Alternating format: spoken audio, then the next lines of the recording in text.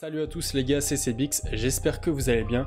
Aujourd'hui une nouvelle vidéo sur une nouvelle analyse de Bitcoin. Ça fait un petit peu plus d'une semaine et demie que j'en ai pas sorti.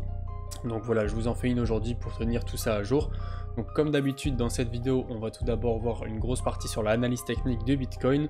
On verra également l'order flow. On ira checker vite fait les marchés financiers traditionnels. Globalement, on peut voir une map crypto qui est relativement dans le rouge avec une petite correction qui est très légère. Le Bitcoin qui recule de moins 1,7%, l'Ethereum un petit peu plus, presque moins 3%. Et après, là, globalement, la majorité des altcoins reculent entre moins 2 et moins 5% pour la plupart. On va voir tout ça plus approfondi sur l'analyse technique. Juste avant que la vidéo commence, je vous mets la petite vidéo de présentation si vous voulez vous inscrire sur Bitgate et gagner des bonus ou alors trader avec tout simplement moins de frais, ce qui vous permettra d'économiser de l'argent. On se retrouve juste après. Pour le trading et l'investissement, Bitgate est le meilleur exchange. Les frais sont très compétitifs comparés à d'autres plateformes. Les launchpads et launchpools très régulièrement offrent de nombreuses cryptos à gagner. Avec mon lien, tu bénéficieras de moins 10% sur tes frais et jusqu'à 8000 $ de bonus actuellement. Tu retrouveras également le lien de toutes mes autres plateformes en description. Donc on est sur le Bitcoin en daily. Vous pouvez voir qu'on est toujours dans notre belle tendance haussière depuis le début de l'année. Les deux derniers mouvements se construisent un petit peu différemment des anciens. Avant du début de l'année jusqu'à septembre, quand on avait un pump, on corrigeait vraiment assez fort derrière. Et là maintenant, quand on pump, on a plus un canal haussier qui se déploie pour avoir un pump ensuite qui vient le briser avec une jolie bougie de break. Et ça fait donc deux fois là qu'on a ce même mouvement, on a un espèce de pattern qui est en train de se mettre en place. Donc si on se met en 4 heures, on peut voir que le mouvement est vraiment très clean. On pourrait presque tracer une trendline là, mais vous pouvez voir qu'on est clairement dans une tendance haussière sur du court terme avec des plus bas qui sont donc de plus en plus hauts et des plus hauts qui sont également de plus en plus hauts. On devrait s'arrêter avant notre dernier plus bas. Donc on a encore de la marge, on peut même casser cette trendline légèrement, mais tant qu'on ne casse pas ce dernier plus bas, notre tendance haussière est toujours valide. Donc pour moi, tant qu'on n'a pas cassé les 35 800 $, on est toujours assez bull. Après, forcément, on a quand même pas mal de liquidités. Par exemple, vous pouvez voir que ce niveau, on n'est toujours pas allé le rechercher. Et puis après, on a même toutes les liquidités de la tendance, on en a pas mal vers le bas. Donc pour aller faire une grosse mèche, et puis après, pourquoi pas même aller chercher le gap CME au niveau des 33 890 $. Après, il faut savoir que si on va chercher les liquidités et qu'on réintègre, en général, c'est plutôt bon signe, parce que ça veut dire qu'on est toujours dans notre tendance haussière. On va juste aller faire une mèche si vous voulez, donc c'est pas problématique parce qu'on pourra continuer notre hausse.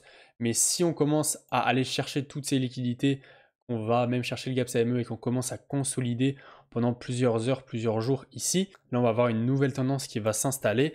Et là, dans ce cas-là, on a quand même beaucoup plus de chances de partir à la baisse derrière. Sur du moyen terme, vous connaissez mon scénario, donc on a le halving juste ici dans quelques mois. On pourra encore pump pendant pas mal de temps et encore faire pas mal de pourcentage jusqu'à notre zone d'accumulation. Et quand on serait dans ces niveaux-là, au moment du halving ou alors même un peu avant, vers février et mars, et puis en plus ça tomberait avec la nouvelle de l'ETF. Et là, on pourra avoir un buy the rumor, sell the news qui se met en place, c'est-à-dire on achète la rumeur et on vend la news. Donc là, tout le monde s'attend à avoir un énorme pump quand l'ETF Bitcoin sort, mais non, on a tout qui crache. Plus le halving avec ça, les gens seraient vraiment dans l'incompréhension. On pourrait avoir du coup un crash qui nous emmènerait vers les 30 000 $, avec une mèche qui pourrait descendre encore bien plus bas si on a pas mal de volatilité. En général, le bull run commence 6 mois après le halving, donc ça nous ferait grosso modo en fin d'année 2024. Et là, pouf, à ce niveau-là, on pourra avoir le Bitcoin qui part. Si vous voulez voir ça un petit peu plus précisément, je l'ai illustré dans mes dernières vidéos où j'analysais le Bitcoin. Donc ça remonte à une semaine et demie, 2 semaines, il me semble. Donc n'hésitez pas à aller voir ça. Après, bien évidemment, on est sur les 0,382, donc c'est la première target.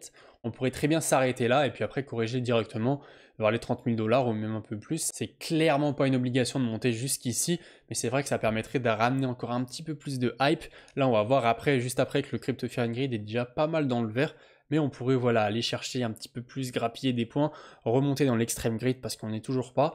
Et après, à ce moment-là, pouf, on décharge tout et on nous fait un joli crash. Et au niveau du RSI, vous pouvez voir que ça coïncide pas mal parce qu'on est à 52. Ça veut dire qu'on a déjà bien performé, mais on a encore assez de marge pour aller chercher des targets un petit peu plus hautes. Ce que je veux vous dire avec cet indicateur, c'est qu'on n'est pas du tout en zone de surachat pour le moment. Au niveau du S&P 500, on peut voir qu'on est presque sur un ATH en ce moment, donc les performances n'ont rien à voir avec le marché des crypto-monnaies. On est actuellement en train de former un double top, mais il sera valide que quand on cassera la ligne de coup juste ici.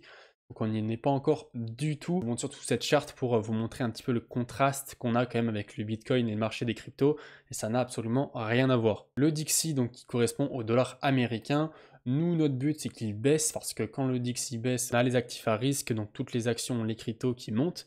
Et à l'inversement, quand le dollar augmente, on a tous les autres marchés qui se cassent un petit peu la gueule. Donc là, pas très bon signe sur le dollar parce qu'on avait fait un nouveau plus haut.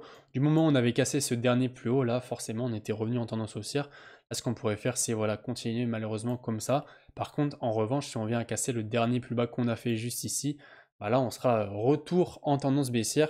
Et ça nous ferait plutôt plaisir au niveau de l'order flow. Donc on a tout d'abord l'open interest, c'est tout simplement les positions qui s'ouvrent sur le marché.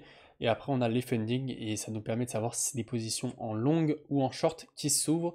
Là on peut voir qu'on a un open interest qui descend, donc ça veut dire qu'on a de moins en moins de positions. Vous pouvez voir que depuis début novembre, on a une explosion des longues qui est donc matérialisée par cette grosse hausse sur les funding.